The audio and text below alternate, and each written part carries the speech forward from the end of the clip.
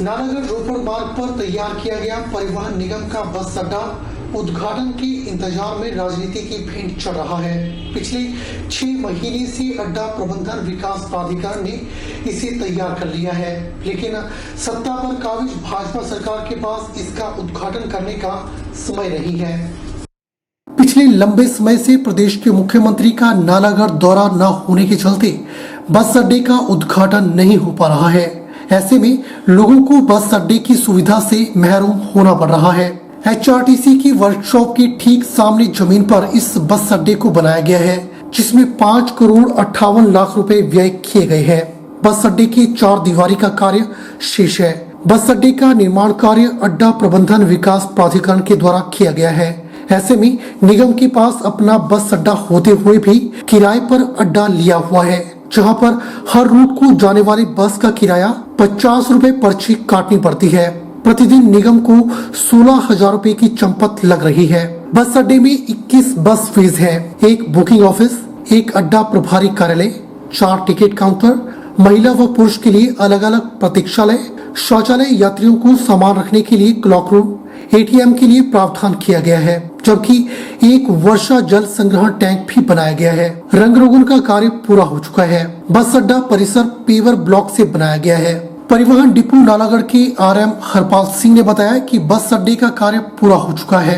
नए बस अड्डे में लोगों की सहूलियत के लिए हर प्रकार की सुविधा दी गई है। उद्घाटन होने के बाद ही बस अड्डे को समर्पित कर दिया जाएगा। सर, ये जो बस स्टैंड है काफी टाइम से बन चुका है। इसका सारा रेनोवेशन का वर्क, बाकी टोटल वर्क हो चुका है। मेरी सरकार से यही गुजारिश है कि टाइम रहते जल्दी से जल्दी इसका उद्घाटन कर दिया जाए, ताकि जो हमारी जनता है उनको ज़्यादा खेचल ना हो, मतलब आरामदायक हो, क्योंकि ये रोड भी कंजस्टेड है। आप देख सकते हो यहाँ पे नालागढ़ में एक्सीडेंट के चांसेस भी बहुत ज़्यादा हैं। मैं कहना चाहता हूँ भी बस स्टैंड 8 महीने से तैयार है और धूड़ फक रहा है। साढ़े चीफ मिनिस्टर साहब और मंत्री जी नालागढ़ तो लंघते आ और बद्दी च महीने 4 बारी आते हैं और बस स्टैंड का ओपनिंग करने वास्ते ना कोई टाइम है नहीं। करोड़ों रुपए का नुकसान हो रहा। जो पुराना बस स्टैंड है नालागढ़ शहर च, वो जो भी कोई ना कोई रोज़ हादसा होंगे, उत्थे कोई ना कोई स्कूटर वाला वज्या होंदा, रेहड़ी वाला वज्या होंदा, कोई गड्डी वाला गड्डी नाल वग जाती है। मैं इस करके कहना इन्हों भी इसका उद्घाटन करो, इन्हें बिच्चे छड्डिया वा। नालागढ़ में जो बस स्टैंड बना है ये बिल्कुल तैयार हो चुका है, लेकिन इसका अभी इनॉग्रेशन नहीं किया गया। ये हमें नहीं पता कि इसमें क्या अड़चन है। जहाँ तक इसकी बाउंड्री वाल का प्रश्न है, ये अभी हमारा जो बस स्टैंड मैनेजमेंट डिपार्टमेंट है इसके बारे उन्होंने पोस्टपोन कर रखा है। शायद इसी के इंतजार में अभी इसका उद्घाटन नहीं हो रहा। ये हम पक्का नहीं कह सकते कि इसका उद्घाटन क्यों नहीं किया जा रहा। जब इसका उद्घाटन हो जाएगा तो ऑपरेशन यहाँ से नालागढ़ से बस स्टैंड से चलना शुरू हो जाएगा बस स्टैंड। वहीं विश्वविख्यात श्री नैना देवी में होमगार्ड के जवानों ने ऊंचे पहाड़ों से नीचे फंसी बकरी को रेस्क्यू किया है और उसे सही सलामत मंदिर के समीप पहुंचाया। यह बकरी 3 दिनों से ऊंची पहाड़ी में फंसी हुई थी।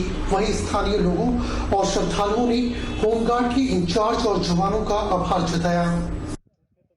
यहाँ नैना देवी के मंदिर में एक ढांक से बकरी गिरी हुई थी। 3 दिन हो गए थे। आज हमें करीब 1 बजे के करीब पता चला कि बकरी ढांक में फंसी हुई है। इसलिए हमने रेस्क्यू, कम से कम हम 2 घंटे रेस्क्यू किया हमारे जवानों ने और सही सलामत बकरी को ऊपर ले आए।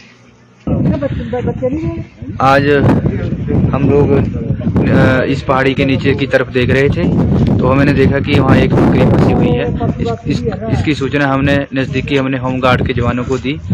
होमगार्ड के जवानों और वहाँ होमगार्ड के PC जी ने, श्री परमजीत जी ने मिलके रेस्क्यू करके नीचे से बकरी को निकाला और ये बहुत ही अच्छा नेक कार्य है। हम धन्यवाद करते हैं होमगार्ड के जवानों का। जिला मुख्यालय नान के दिल्ली गेट के समीप MC कॉम्प्लेक्स के एंट्री गेट पर एक बड़ा हादसा होने से टल गया।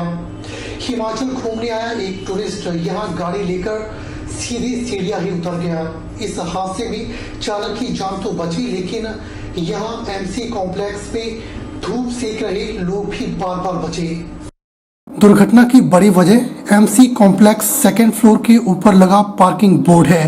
यह पार्किंग का बोर्ड बिल्कुल MC कॉम्प्लेक्स की निचली शॉप्स की एंट्री पॉइंट पर लगा हुआ है, जिसके चलते बाहर से आने वाले टूरिस्ट यहाँ पर कई बार अपने वाहन सीढ़ियों से उतार चुके हैं और हादसे का शिकार हो चुके हैं। गौरतलब है कि इस हादसे से पहले भी कई बार यहाँ दुर्घटनाएं हो चुकी हैं, जिसमें कई बार लोग घायल हो चुके हैं।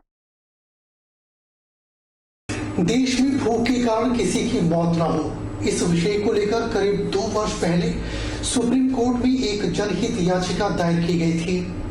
जनहित याचिका पर सुप्रीम कोर्ट ने कड़ा संज्ञान लिया है। इस बाबत आज समाजसेवी कुंजना सिंह ने मीडिया को जानकारी दी।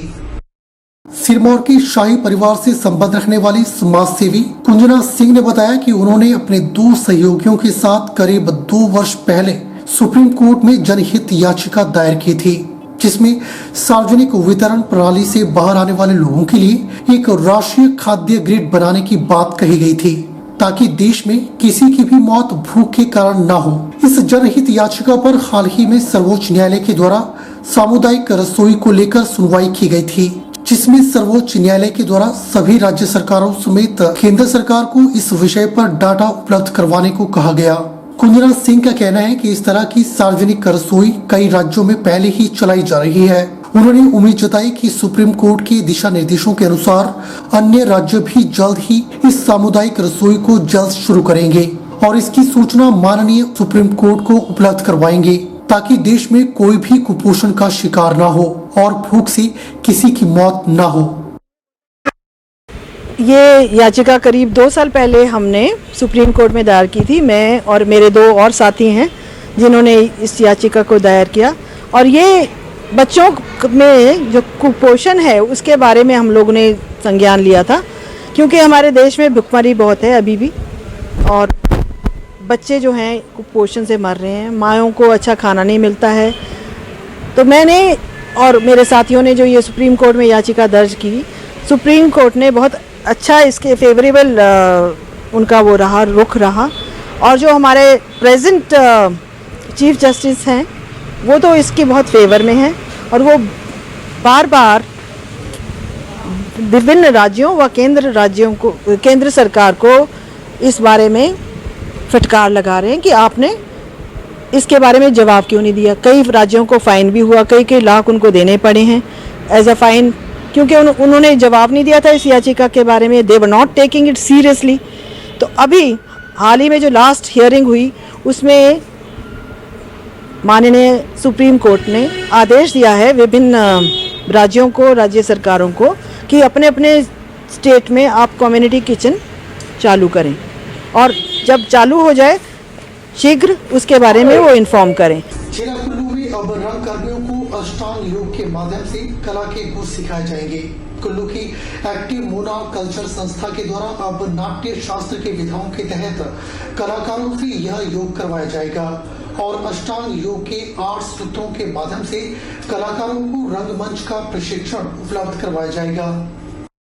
संस्था के अध्यक्ष केहर सिंह ठाकुर ने बताया कि संस्था रंगमंच में 23 सालों से काम कर रही है और संस्था से जुड़े कई कलाकार आज फिल्म और नाटकों में अपनी अहम भूमिका निभा रहे हैं।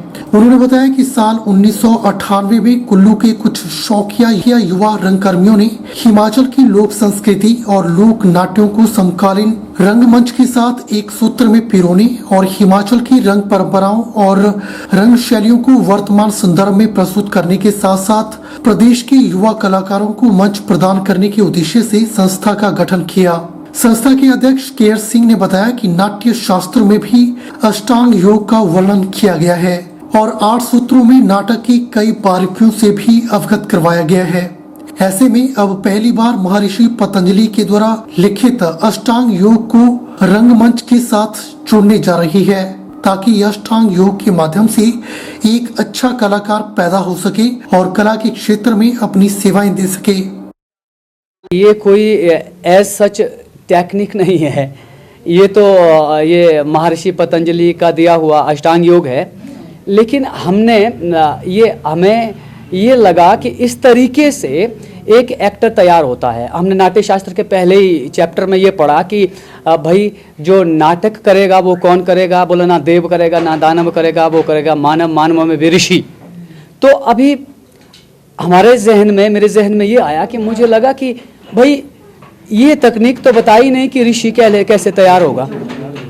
तो अष्टांग योग का जो माध्यम है वो ऋषि तैयार होने का एक माध्यम है। और साथ ही साथ ये है कि इसमें जैसे यम, नियम, आसन, प्राणायाम, प्रत्याहार, धारणा, ध्यान, समाधि जो 8 चरण हैं, तो इसमें जो यम और नियम है वो अति आवश्यक है। जिस तरह से यम जो है अपने लिए एक सुइटेबल काम करने के लिए एक जगह तैयार करना, एक एनवायरनमेंट तैयार करना, और नियम तो नियम है, नियम से सब चीज़ें होनी चाहिए। तो आगे की चीज़ें जो है, जो आसन और प्राणायाम है, ये अति आवश्यक है इनर रिफाइनमेंट के लिए और अपनी फिजिकल रिफाइनमेंट के लिए। और उसके बाद जो एक्टिंग जो है 3 जगह पे होती है, प्रत्याहार, धारणा और ध्यान पे। बुलेटिन में फिलहाल वक्त हो चला है एक छोटे से ब्रेक का। ब्रेक के बाद तुरंत हाजिर होते हैं।